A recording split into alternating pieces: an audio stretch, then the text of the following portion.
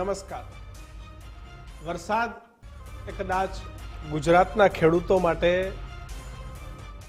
સારી બાબત હશે કે સારા વરસાદથી એમને ત્યાં સારા પાક થશે, પણ વરસાદ એ ખેડૂતોની સાથોસાથ ભ્રષ્ટાચારી કોન્ટ્રાક્ટર અને બાબુઓ માટે પણ એક સારી બાબત છે.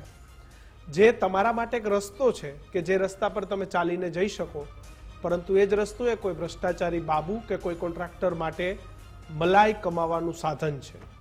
તમે એને રસ્તાની નજરથી જોવ છો, કોન્ટ્રાક્ટર કે સરકારી બાબુ એને કમિશનની દ્રષ્ટિએથી જોઈ છે. તમે એને એક સારી સગવડ તરીકે જોવ છો, પરંતુ એવી રીતે જોઈ છે ક્યારે વરસાદ પડે ને ક્યારે રસ્તો ધોવાઈ જાય અને ફરી આનું ક્યારે અમે ઠીગડા મારવાનું કામ કરી અને આમાંથી 10-20% કમાઈ લઈએ. સાહેબ, આ પરિસ્થિતિ છે આપણા ગુજરાતની, અને એટલા માટે જ જ્યારે પણ વરસાદ પડે ત્યારે એક ખુશ થાય દેશનો અને રાજ્યનો ખેડૂત, અને બીજો ખુશ થાય આ રાજ્યના બેનામી પૈસા કમાતા કોન્ટ્રાક્ટર અને તેની સાથે મિલીભગતથી ચાલતા બાબુઓ અને ખાખીધારી નેતાઓ. અધિકારી માટે જ નેતા હોય, કોઈ પણ હોય, કિશન દર વખતે આ ધંધા કરવાના રસ્તાઓ તૂટી જાય. અને તમે કિશન એનાથી મોટી વાત કરું, અમદાવાદનો બ્રિજ, હાટકેશ્વર બ્રિજ, ભ્રષ્ટાચારના બોરિંગનો સૌથી મોટો બોલતો પુરાવો. આજે શું થયું? કઈ નહીં, બ્રિજ તૂટ્યો નહીં. આજે પણ તે બ્રિજ નીચેથી લાખો લોકો પસાર થઈ રહ્યા છે. એ બ્રિજ અચાનક ધડામ થયો તો અધિકારીઓ તો કહેશે કે અમે તો બ્રિજ બંધ કરી દીધો હતો. હાઈકોર્ટ સુધી મેટર પહોંચી, પણ કિશન આજે પણ એ બ્રિજ લટકતા મોતની જેમ એકદમ યથાવત છે, અને તંત્ર પાડતું નથી કે પાડવા દેતું નથી. આ એક સૌથી મોટી કાર્યવાહી, તેના જ કારણે અનેક કાંડ બન્યા કિશન. બિલકુલ, પણ આ તમામની વચ્ચે ખૂબ મોટા સમાચાર. હરણી બોટકાંડમાં અંતે પાપીઓનો વારો પડશે. બંને પૂર્વ કમિશનર પર કાર્યવાહીની લટકતી તલવાર દીક્ષિત. બિલકુલ, તો પહેલેથી જ ગુજરાત ફર્સ્ટ કહેતું હતું કે અધિકારીઓ પર કાર્યવાહી કરો. હરણી બોટકાંડમાં ખરા જવાબદારો સામે હવે પગલા લેવાશે. ગુજરાત હાઈકોર્ટમાં બંને પૂર્વ કમિશનર સામે પગલા લેવા કહ્યું છે. તત્કાલીન કમિશનર વિનોદ રાવને હાઈકોર્ટે જવાબદાર માન્યા છે. અત્યાર સુધીના સૌથી મોટા સમાચાર કે તત્કાલીન કમિશનર વિનોદ રાવ સામે કાર્યવાહી કરવા આદેશ કરવામાં આવ્યો છે. તેની સાથે જ એચ.એસ. પટેલ સામે પણ કાર્યવાહી કરવા માટે હાઈકોર્ટે કહ્યું છે.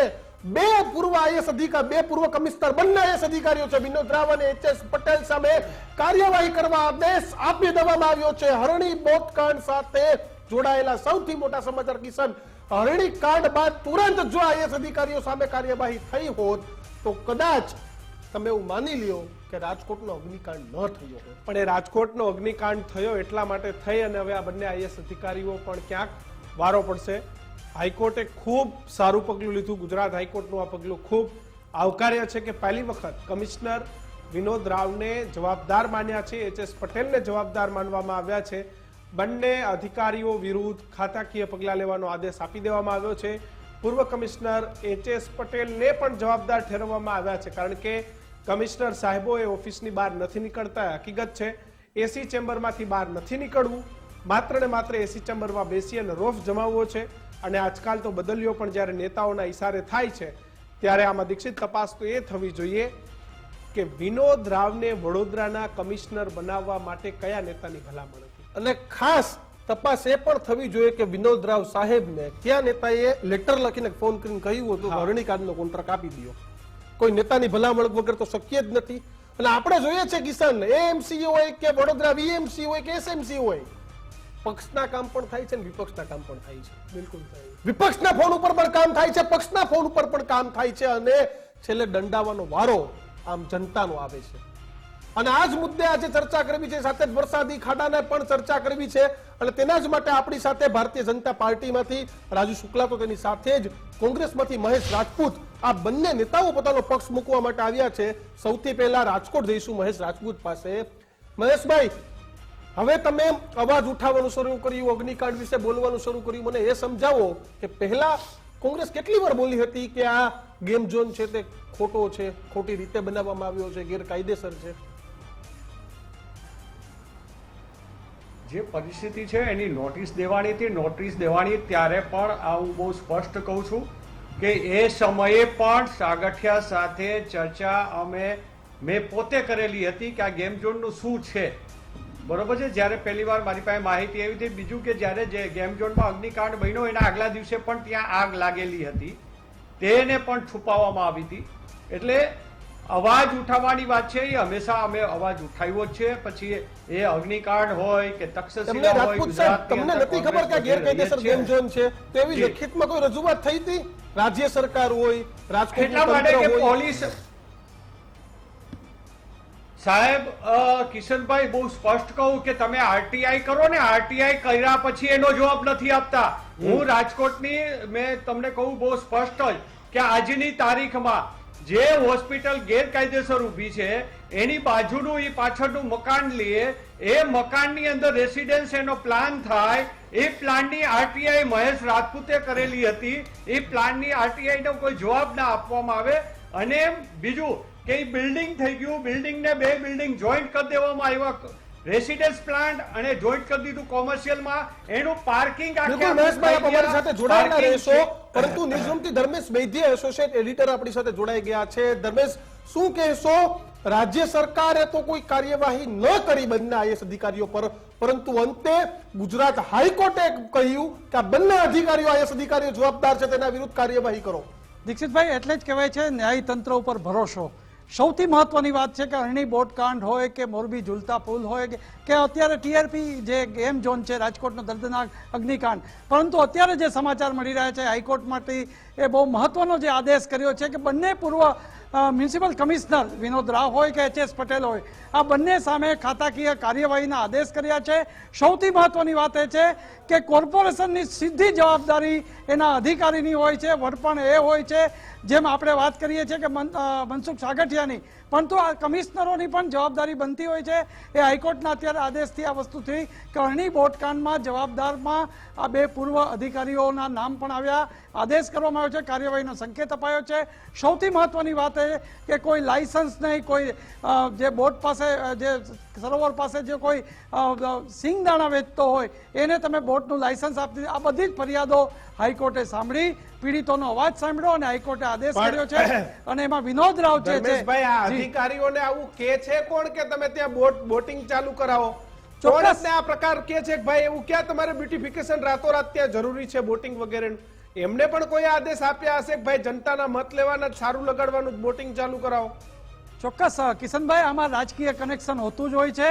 પછી ભલામણ હોય, એમની જ બોટ વાપરવાની હોય, આ બધું જ નીકળવાનું છે.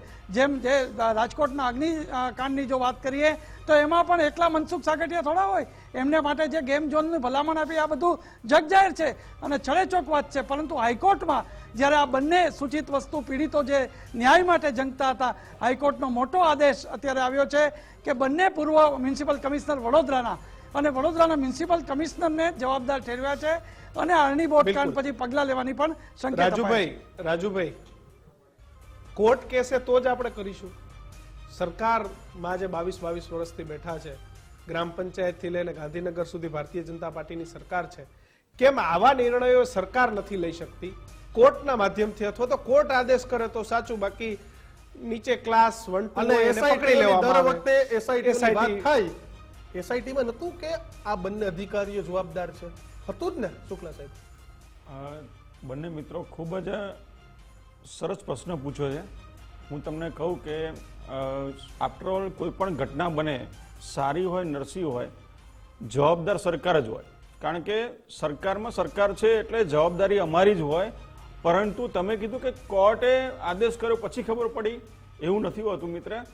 હંમેશા કોઈ પણ ઘટના બને તો એની ન્યાયિક તપાસ ચાલતી હોય અને તપાસનો કેસ હંમેશા કોર્ટમાં ચાલતો હોય. સરકારે તપાસ કરવાની હોય અને તપાસ કર્યા પછી કોર્ટમાં રિપોર્ટ કરવાનો હોય અને રિપોર્ટના આધારે કોર્ટ જજમેન્ટ આપતી હોય. જો સરકારે ભીનું સંકલવાની કોશિશ કરી હોત તો આજે આ બે કમિશનર ઉપર જે કોર્ટે આદેશ આપ્યો આપી શક્યા ના હોત. પરંતુ ન્યાયતંત્ર એ આપણું એકદમ અલાયદું છે, એમાં કોઈ પણ દખલગીરી કે ઇન્ટરફિયરન્સ અચ્છા, એટલે તમે એવું કહો છો કે ભીનું સંકલ્પન પ્રયત્ન કર્યો તો કોર્ટ ન્યાયિક તંત્રને પણ કે મારી વાત સાંભળો. ના, તમે ટ્વિસ્ટ ના કરો. તમે શબ્દો બોલ્યા કે ભીનું સંકલ્પનનો પ્રયત્ન કર્યો. સરકાર હંમેશા કડકમાં કડક સજા કરવા માટે આગ્રહી હોય છે. કોઈ પણ માણસ હોય, ગમે એવો રુસ્તમ હોય, પણ એને સજા થવી જ જોઈએ. સરકારનું સ્ટેન્ડ હંમેશા પોઝિટિવ જ હોય છે. પણ તો રાજુભાઈ, કિશન આ બંનેના નામ હતા ફરિયાદમાં, વિનોદ રાવના અને એચ.એસ. પટેલના નામ હતા મારી તપાસના અંતે એવું તારણ કાઢવામાં આવ્યું હોય કે ભાઈ આમાં અધિકારીઓ પણ જવાબદાર છે, તો જ એ બંને ઉપર હાઈકોર્ટે પગલા લેવાનું. એમને તો રાજકોટમાં રાજુ ભાર્ગવ હોય, આનંદ પટેલ કમિશનર હોય, કોઈ બીજા પણ IPS SIT તો નો ન્યા રિપોર્ટ રાતોરાત આવવા દો. કાર્યવાહી મારી થઈ. વાત સાંભળો. હરણીકાંડમાં ન થઈ સાહેબ. દીક્ષિતભાઈ, કોઈ પણ ઘટના હશે, કોઈ પણ કમિશનર હોય કે અધિકારી હોય કે કોઈ પણ IAS ઓફિસર કે IPS ઓફિસર પગલા લેવાશે ને લેવાશે જ. મહેશભાઈ, મારા મિત્રોએ જે કીધું ને કે રિપોર્ટો ચાલતા હોય, કોર્ટમાં દેવા પડે, એ ભૂલી ગયા છે કે લોકો ન્યાય માટે હાઈકોર્ટમાં ગયા છે અને ત્યાર પછી હાઈકોર્ટ પિક્ચરમાં આવી અને ત્યાર પછી SIT ના બધા રિપોર્ટો જે તે સમયના ફીંડલું વારેલા હતા એ મંગાવ્યા અને ત્યાર પછી હાઈકોર્ટ આની અંદર હિયરિંગ હલાવી અને એક એક વસ્તુ સાંભળી અને અત્યારે આના ઓર્ડરો કરેલા છે. એટલે ક્યાંય પેલા કોર્ટ નહોતી. રાજકોટની વાત કરીએ તો રાજકોટના અગ્નિકાંડની અંદર પણ કેમ ભીંગનું સંકેલી લેવું એ બધું SIT એ કર્યું છે. એટલે જ અમે SIT ના અધિકારીઓ ઉપર પહેલેથી કહેતા હતા કે આ લોકો ચાલી શકે એમ નથી, આ ન્યાયપૂર્વક તપાસ નથી કરવાના. હું તમને દાખલા આપું, જે SIT ખાઈ ગઈ અને હજી સુધી એના ખુલાસા નથી કરતી. 3 PI ને સસ્પેન્ડ કરવામાં આવ્યા, પણ જે લાયસન્સ દેવામાં આવ્યું ટિકિટ માટેનું જે કહે છે એ લાયસન્સમાં 50 રૂપિયાથી ઉપર ત્યાં વસૂલી ન શકાય એવું લાયસન્સ હતું. પણ ત્યાં તો સ્પેશિયલ સ્કીમ મૂકવામાં આવી કે 99 રૂપિયાની સ્કીમ મૂકીએ છીએ, એની અંદર તમે પધારો. એટલે કે અહીંયા રોજ 250 રૂપિયા ને 500 રૂપિયા ટિકિટ લેવાતી હતી. 50 રૂપિયા તો પેલા નહોતી લેવાતી અને 99 રૂપિયાની સ્કીમ ત્યારે જ આવે જ્યારે તમે લાયસન્સ 50 રૂપિયા દો છો. 3 PI ને માત્ર સસ્પેન્ડ કર્યા, એને હજી